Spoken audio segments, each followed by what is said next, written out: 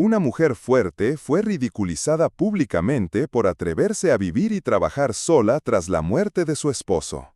El vaquero Hank McCready, símbolo de arrogancia y prejuicio, no perdió oportunidad para humillarla ante todo el pueblo.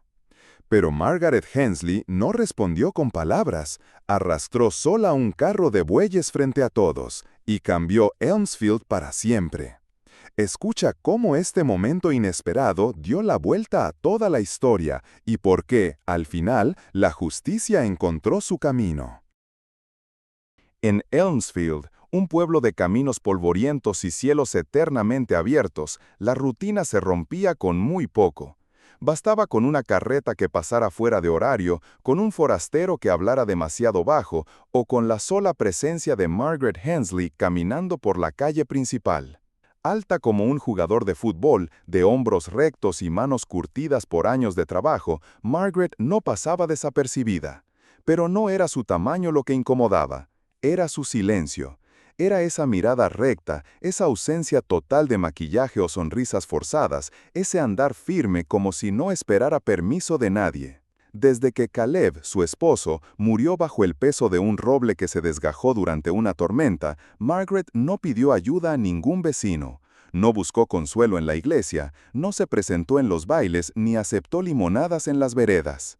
Se dedicó a su rancho con una determinación que parecía rozar la terquedad. Ordeñaba sus vacas, reparaba cercas, conducía el tractor que había aprendido a manejar en silencio, de madrugada, con las luces apagadas. Nadie la enseñó, aprendió sola. Y eso, precisamente eso, era lo que muchos no soportaban. En el bar de Frank, entre vasos de cerveza tibia y manos callosas, los hombres encontraban excusas para hablar de ella. No es natural, decían, algo raro tiene. Seguro que Caleb no murió como dicen, susurraban otros. ¿Y si fue ella? ¿Han visto cómo alza los fardos? Ni 3 hombres hacen eso. Las mujeres, en cambio, cuchicheaban en la fila de la panadería, detrás de cestas de huevos o telas para costura. Dicen que duerme con las botas puestas, que no llora, nunca, y que habla sola en el campo. La apodaron la viuda gigante. Al principio, el apodo parecía inofensivo, pero con el tiempo, el tono cambió. Ya no era una simple descripción, era un cuchillo envuelto en risa. Decir gigante era señalar lo que no debía ser, lo que no encajaba. Viuda ya no era señal de duelo, sino de sospecha. Nadie lo decía en voz alta, pero para muchos, Margaret Hensley era una anomalía. Y como toda anomalía, se convertía en blanco fácil. Ninguno lo aprovechó tanto como Hank McCready, un vaquero de sonrisa torcida, botas sucias y alma ruidosa. Hank era el tipo de hombre que necesitaba público, un rostro que se girara, una risa que validara su voz. Nunca tuvo esposa, ni tierras, ni responsabilidades, pero tenía una habilidad singular para humillar al débil o al que él creía débil. Una noche de viernes, con el bar lleno y el piano desafinado acompañando la voz de un borracho, Hank se levantó con su vaso de whisky en alto y gritó: «Les juro que prefiero ver a mi caballo cocinando que a esa mujer manejando un rancho sola. Una cosa es tener coraje y otra es ser terca como mula y fea como pecado». Las carcajadas retumbaron como una tromba. «Parece un cruce entre toro y espantapájaros», continuó, encantado con su eco. «Le apuesto a cualquiera que esa bruta no puede ni levantar una rueda de carreta sin romperse la cadera». Algunos se rieron por reflejo, otros porque era más fácil reír que quedarse en silencio, pero unos pocos bajaron la mirada. En ese instante, Margaret estaba en la puerta. Había entrado solo para comprar un saco de sal, cansada, con las botas cubiertas de barro seco y el sombrero aún húmedo de la tormenta del mediodía. No dijo una sola palabra, no hizo un gesto. Pero sus ojos, oscuros como madera quemada, recorrieron la sala con una quietud que congeló a más de uno. No hubo respuesta, no hubo defensa. Solo el crujido del suelo bajo sus botas mientras se marchaba con el saco al hombro. Detrás de ella, la risa de Hank continuó, pero con menos fuerza. Como un perro que ladra más fuerte cuando ya no hay nadie que lo escuche. A la mañana siguiente, Elmsfield amaneció distinto. No era que el cielo hubiera cambiado ni que el viento soplara de forma especial, pero algo flotaba en el ambiente, como una resaca moral, como una sombra suave que se arrastraba entre los porches, los establos y las conversaciones apagadas. Margaret, fiel a su costumbre, no dijo una sola palabra sobre lo sucedido en la cantina. No fue a buscar a Hank, ni pidió disculpas, ni exigió ninguna. Simplemente se puso sus botas, recogió el lazo y volvió a su campo. Alguien que pasaba temprano la vio arrastrando madera para reparar una cerca caída. Otro la cruzó cerca del molino, con las manos llenas de grasa, ajustando una polea averiada. Trabajada como siempre, sola, decidida, sin una queja. Y eso, precisamente eso, empezó a incomodar más que cualquier protesta. Claire Morrison, la joven maestra del pueblo, no pudo quitarse la imagen de Margaret saliendo de la cantina con el saco de sal al hombro. Esa noche no durmió bien. Se removía en la cama preguntándose cómo habían dejado que un grupo de adultos riera de una mujer trabajadora como si fuera una broma andante. Pero sobre todo, le dolía haber sido parte del silencio, haber bajado la cabeza, como si la dignidad de una persona no fuera asunto suyo. Desde entonces, Claire comenzó a observarla con nuevos ojos. Cada día, al salir de la escuela, pasaba cerca del rancho Hensley. A lo lejos veía a Margaret, casi siempre de espaldas, encorvada sobre alguna tarea pesada, moviendo pacas de heno, paliando estiércol, descargando sacos del camión sin esperar ayuda de nadie. La joven maestra comenzó a notar detalles que antes le pasaban desapercibidos. La forma en que Margaret acariciaba el cuello de una vaca enferma, susurrándole como si fuera su propia hija. Cómo colocaba trapos húmedos sobre la frente de un becerro con fiebre, esperando pacientemente hasta que la respiración del animal volviera a calmarse. Claire pensó entonces que nunca había visto una ternura tan callada, ni una soledad tan digna. Una tarde, mientras corregía cuadernos en su casa, le dijo a su hermano menor Thomas: «La tratamos como un monstruo solo porque no encaja en lo que esperamos de una mujer, pero ¿y si nosotros estamos equivocados?». Thomas la miró sin saber qué responder, porque, en el fondo, también él lo sentía. El cambio, sin embargo, no se dio de golpe. Fue más bien como la lluvia lenta que humedece la tierra hasta que, sin darte cuenta, empiezan a brotar pequeñas semillas enterradas. Sam Willis, el herrero viejo que apenas hablaba con nadie, recordó en voz alta algo que hasta entonces había guardado para sí. Caleb siempre decía que Margaret tenía más fuerza de alma que cualquier hombre que conociera. No hablaba solo de músculo, hablaba de aguante, de esa forma en que ella se enfrenta al mundo sin buscar pelea, pero sin agachar la cabeza. Otros empezaron a asentir, no todos, pero algunos, y con esos pocos bastaba. El tendero dejó de cobrarle la sal. El joven aprendiz del veterinario empezó a saludarla cada vez que la cruzaba.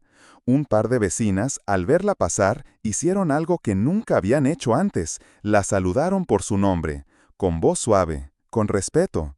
No eran disculpas, tampoco eran ofrendas, pero eran grietas en el muro. Y para alguien como Margaret, que había aprendido a sostenerse sola, esas grietas eran el inicio de algo que ni siquiera ella se atrevía a imaginar: comprensión.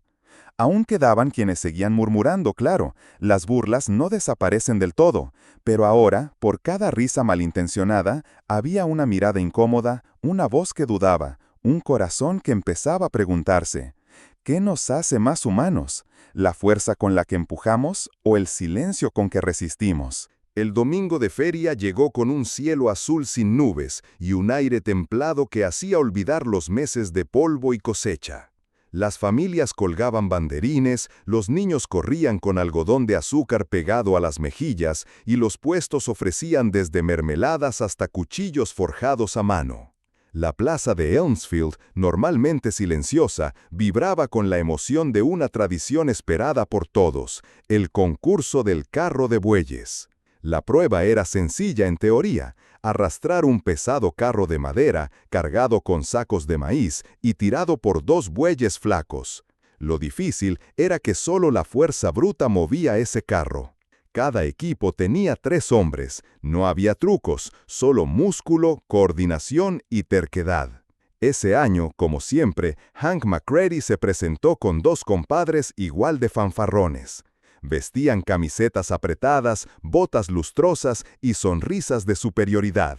La mayoría apostaba por ellos. Nadie lo decía en voz alta, pero se sabía. Si Hank ganaba, lo haría con arrogancia. Si perdía, buscaría excusas. Pero lo que nadie esperaba era lo que sucedería antes del inicio del concurso.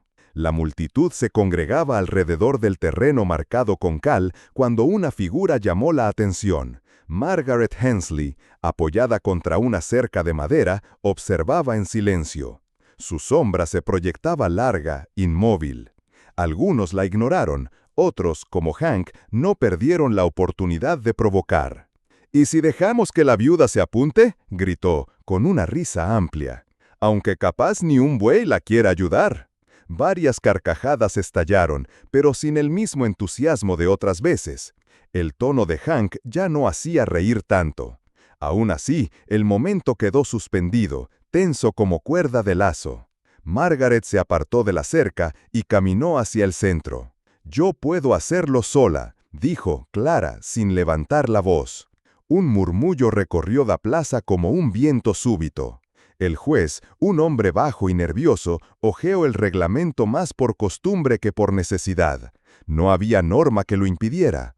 Y en el fondo, sabía que decirle que no sería peor que dejarla intentar. «Está bien», balbuceó, incómodo. «Si desea participar, que lo haga». Unos silbaron, otros se cruzaron de brazos, incrédulos. Pero nadie se movió cuando Margaret se acercó al carro. Era una estructura imponente, madera de roble, ruedas reforzadas con aros de hierro, dos bueyes exhaustos por el calor del mediodía. El carro no había sido diseñado para una sola persona, mucho menos una mujer, pero Margaret no pareció intimidarse. Se quitó el sombrero, lo dejó sobre un poste y ajustó los guantes. Su camisa de trabajo estaba empapada de sudor. Su respiración era calma pero firme. No miró al público, solo alzó la vista hacia el cielo como si calculase el peso del mundo. Luego, con las dos manos, tomó las riendas. Y entonces empujó. Al principio, el carro no se movió. Los bueyes resplandecieron, sin convicción. La madera crujió, la rueda derecha tembló, como si dudara. Algunos comenzaron a reír de nuevo. Pero fue solo un segundo.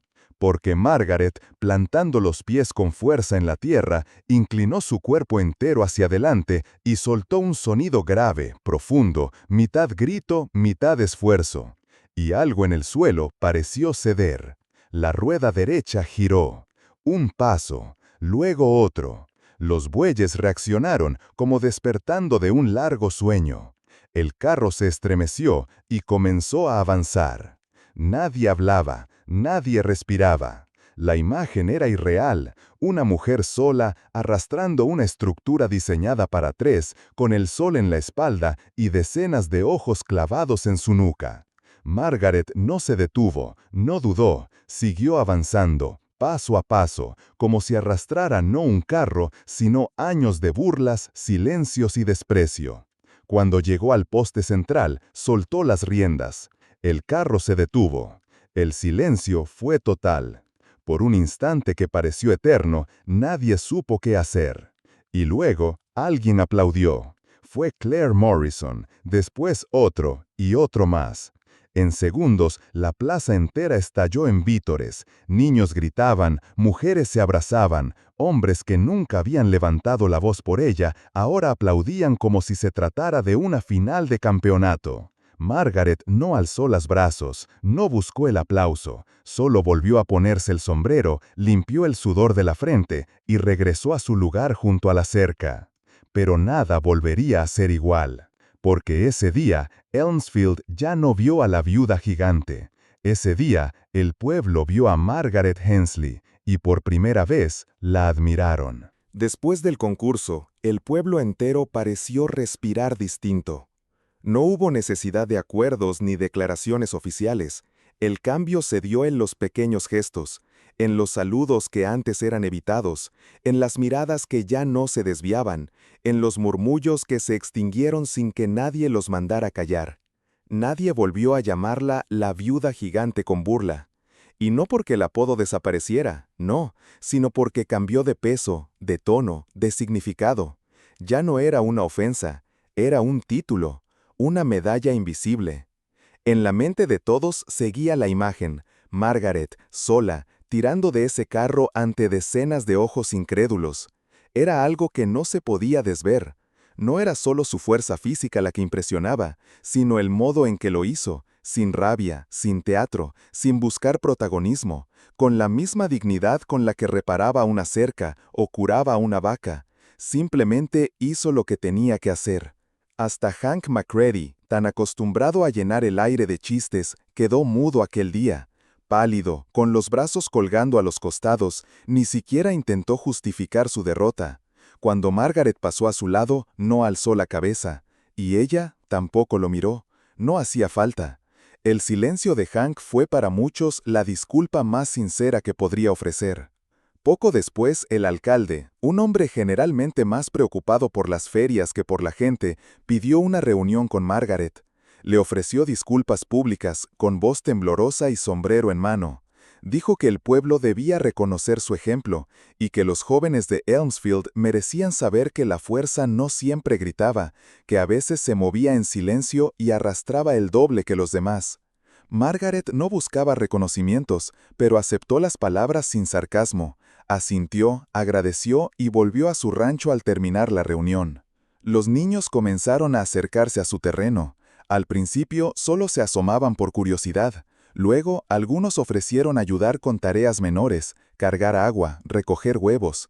Margaret no era de muchas palabras, pero les enseñaba con gestos y paciencia.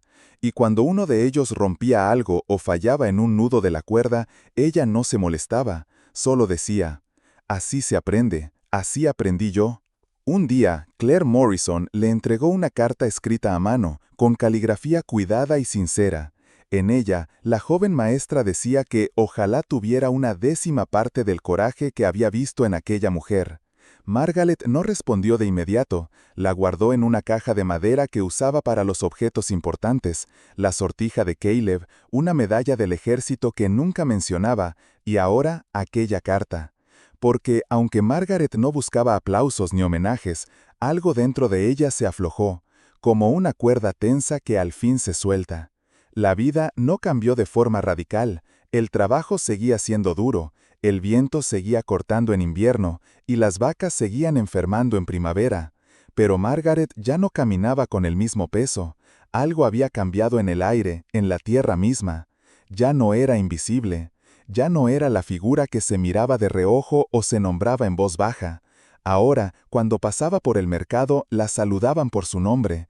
Cuando necesitaba una pieza para el tractor, el herrero la ponía primero en la lista. Y cuando se hablaba de ella, se hacía con respeto. Era Margaret Hensley, la mujer que arrastró un carro de bueyes sola, y nadie en Elmsfield lo olvidaría jamás.